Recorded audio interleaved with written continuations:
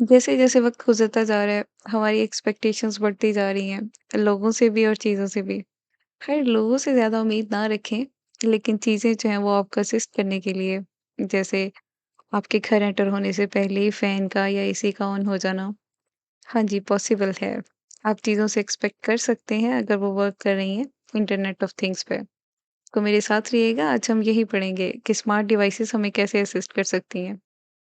जैसे हमने एक-दूसरे के साथ कम्युनिकेट करना होता है, कोई बात करनी होती है, तो एयर के थ्रू जो है वो हमारे वॉइस सिग्नल ट्रैवल करते हैं।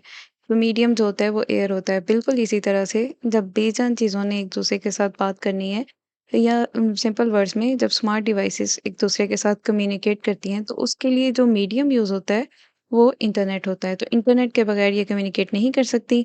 ये इमेजिनेशन सी लग रही है ना, तो इसको मज़ीद एक्सप्लोर करते हैं तो क्लियर हो जाएगा, ये कैसे पॉसिबल है। आपके सामने ये स्केच शो हो रहा है जिसमें स्मार्ट कार, स्मार्टफ़ोन और स्मार्ट एसी तीनों इंटरकनेक्टेड हैं इंटरनेट के थ्रू।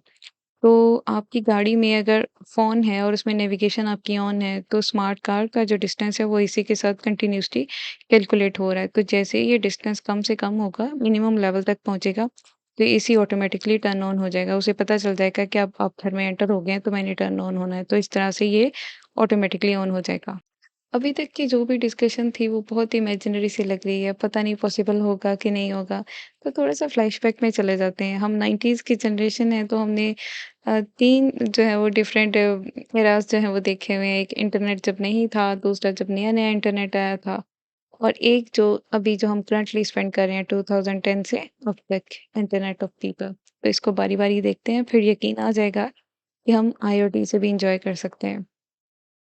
हाँ जी, तो अभी तक की डिस्कशन से यही ज़हन में आता है कि ये पॉसिबल नहीं है, बहुत कॉस्टली होगा। हम पता नहीं हमारे पास ऐसी टेक्नोलॉजी आएगी या नहीं आएगी, हम कैसे एन्जॉय कर सकते हैं। लेकिन 3 तरह के जो एराज़ हैं वो 90s की जनरेशन ने देखे हुए हैं। अगर नहीं याद तो मैं याद करवा देती हूँ कि हमने 3 तरह के ड्यूरेशन जो है वो देखे हुए हैं। एक इंटरनेट से पहले का, एक जो है वो जब नया-नया इंटरनेट आया था और अभी जो हम स्पेंड कर रहे हैं इंटरनेट ऑफ थिंग्स। जब इंटरनेट नहीं था तो यही सोशल मीडिया प्लेटफ़ॉर्म थे पिजन्स जी। पिजन्स के बाद जो है वो टेलीग्राम इंट्रोड्यूस हो गया था। ये भी कॉस्टली था जब यूज़ होता था। टेलीग्राम के बाद जब पीटीसीएल था तो ये भी अच्छा खासा कॉस्टली था। तब भी बात लिमिटेड होती थी। किसी की कॉल आती थी उसको कॉल अटेंड करने के लिए बाहर जाना पड़ता था और घर का एक ही बंदा जाके सुनता था। एंटरटेनमेंट भी डिफरेंट थी। उसके लिए ऐसे टेप रिकॉर्डर यूज़ होते थे जिसके अंदर कैसेट डाल के जो है वो सॉन्ग सुने जाते थे और इनकी वॉइस भी इतनी ज़्यादा नहीं होती थी और हैंड्स फ्री तो तब मेरे ख़्याल से थे नहीं। तो ये भी एंटरटेनमेंट जो थी वो बड़ी इंटरेस्टिंग लगती होती थी और जिस किसी के पास सबके पास ये नहीं होती थी, जिस किसी के पास होती थी तो उसके पास उसकी वो जो फ्रेंड लिस्ट ज़्यादा होती थी क्योंकि उसके पास एक अपॉर्च्युनिटी होती थी जो कि कॉमनली अवेलेबल नहीं थी। तो ये सब चीज़ें याद है ना? और ये बटनों वाले फ़ोन थे नोकिया के, ये भी घर में किसी एक के पास ही होते थे। उसके बाद जो है वो इंटरनेट आ गया हमारी लाइफ़ में तो लाइफ़ ज़्यादा इंटरेस्टिंग हो गई थी। घर में एक कंप्यूटर होता था जिसके लिए एक टेबल बनवाया जाता था। उसके ऊपर कंप्यूटर पड़ा होता था, फिर अगर इंटरनेट यूज़ करना होता था उसके लिए कार्ड मिलते थे, उनको स्क्रैच करके और वो कुछ टाइम के लिए कार्ड चलता था। तो फिर उसमें वेबसाइट ओपन होने में अच्छा खासा टाइम लग जाता था।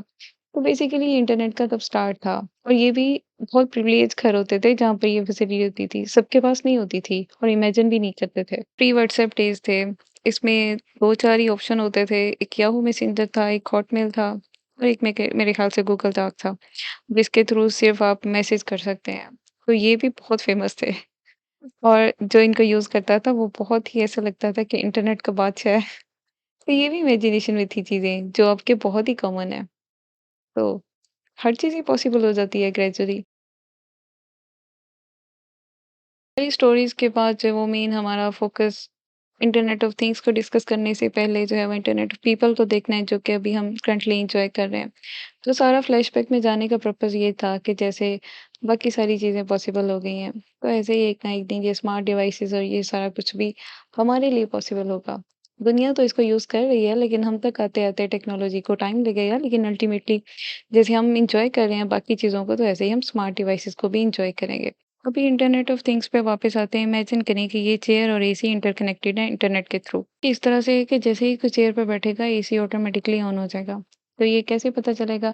बेसिकली क्या होगा कि जैसे ही चेयर पे बैठते हैं, उसमें जो भी डिवाइसेस स्मार्ट होती हैं, उनमें सेंसर्स काफ़ी सारे होते हैं। तो चेयर को कमांड मिल जाएगी, जैसे ही एंगल चेंज होगा, हम चेयर पे बैठते हैं तो एंगल चेंज होता है, और वो जो चेंज इन एंगल है, वो डिटेक्ट करेगा माइक्रो कंट्रोलर, और वो माइक्रो कंट्रोलर इंटरनेट के थ्रू एसी को कमांड भेज देगा कि एंगल में चेंज हो गया, कोई बैठ गया है तो टर्न ऑन हो जाओ। तो वो कमांड देगा उसको, वो टर्न ऑन हो जाएगा, और जैसे ही कोई उठेगा तो वो टर्न ऑफ हो जाएगा।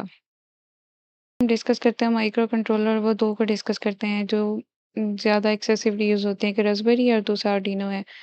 तो इनको आप ऐसे समझ लें कि जैसे हमारे पास वो सीपीयू होता था ना कंप्यूटर का, बड़े वाले का, डेस्कटॉप कंप्यूटर का। तो जैसे उसमें मदरबोर्ड होता था, जो ब्रेन होता था एक तरह से, बिल्कुल इसी तरह से ये माइक्रो कंट्रोलर भी स्मार्ट डिवाइस का ब्रेन होता है। तो जो सारा कुछ होता है वर्किंग और स्टोरेज, और इसको अगर कनेक्ट करना है आपने किसी एक्सटर्नल डिवाइस के थ्रू, तो वो इसी के साथ होता है। तो इसका नेक्स्ट डायग्राम भी हम इसको देखते हैं।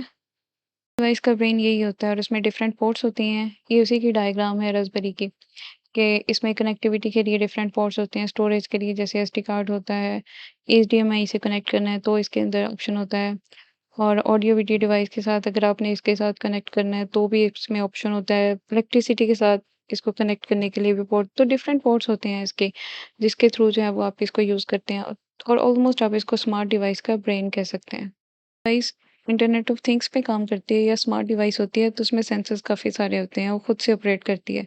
तो ये टेस्ला कार है, ये भी बहुत इंटरेस्टिंग है। ये भी इसी की ही एप्लीकेशन है इंटरनेट ऑफ थिंग्स की। अगर आप गाड़ी ड्राइव नहीं करना चाहते, ड्राइवरलेस मोड पे इसको कर देंगे तो ये खुद ही चलेगी। ऑटो पायलट का मोड भी होता है इसमें। ये पहले इतनी ज़्यादा कॉमन नहीं थी, ये इलेक्ट्रिक कार है। ये यूएई में अब काफ़ी कॉमन है, इसके बारे में मैं नेक्स्ट डिस्कस करूँगी। मुझे ये काफ़ी इंटरेस्टिंग लगी है, तो ये भी आईओटी की एप्लीकेशन है। Thanks for watching. मिलते हैं नेक्स्ट वीडियो में, टिल देन बाय।